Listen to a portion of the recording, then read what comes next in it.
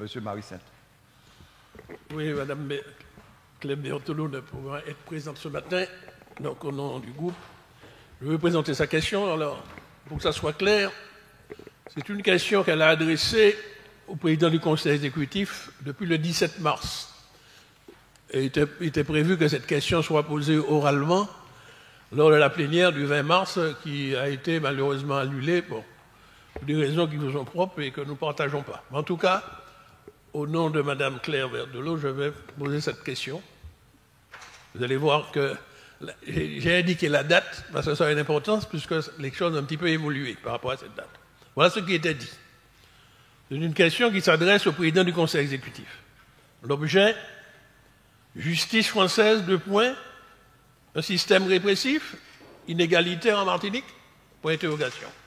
Monsieur le Président, depuis le 10 mars 2024, ce qui relevait de l'instruction d'un contentieux juridique classique dérive progressivement vers une forme de résurgence de comportement du passé du système colonial français. Les procédures judiciaires à répétition lancées par la justice française à l'encontre de M. Hervé Pinto font dès lors de ce conflit une affaire publique. En toile de fond, le combat mené par M. Hervé Pinto, ça aurait pu être un autre de nos concitoyens, de nos compatriotes, est médiatisé tant sur les réseaux sociaux que sur les chaînes de télévision de grande écoute. Depuis 2007, un jugement du tribunal de grande instance de Fort-de-France, confirmé par un arrêt de la Cour d'appel de Fort-de-France en 2011, rétablit M. Hervé Pinto et ses co-héritiers dans leurs droits et leur confère la pleine propriété de leurs terres. Suite à cette décision, M. Pinto exige que les parcelles occupées illégalement du fait de la décision de justice lui soient rendues et réclame justice.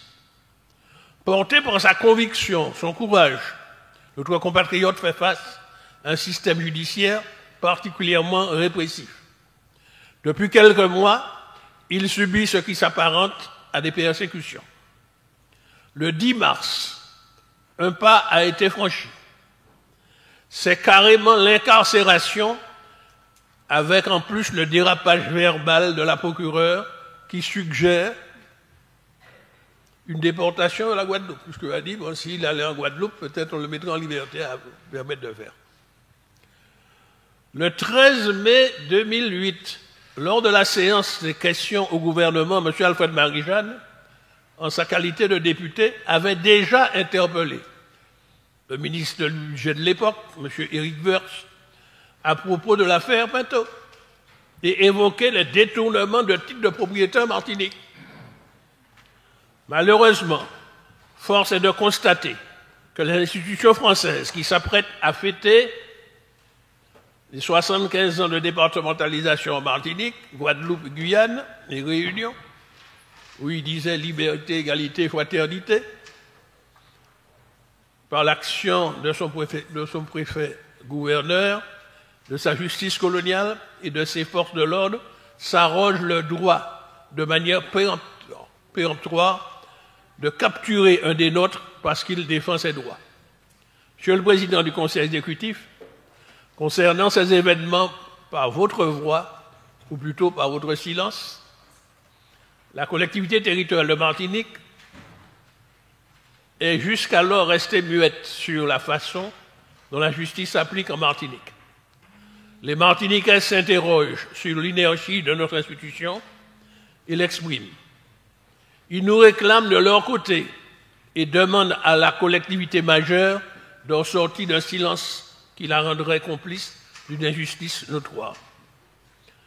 Seule une démarche de cette résolution de ce conflit, qui s'appuie sur la décision de 2007, confirmée en 2011, pourrait ramener le calme et la sérénité au sein de la population. Aussi, Monsieur le Président du Conseil exécutif, que comptez-vous mettre en œuvre pour accéder aux attentes de la population et éviter une escalade de la violence?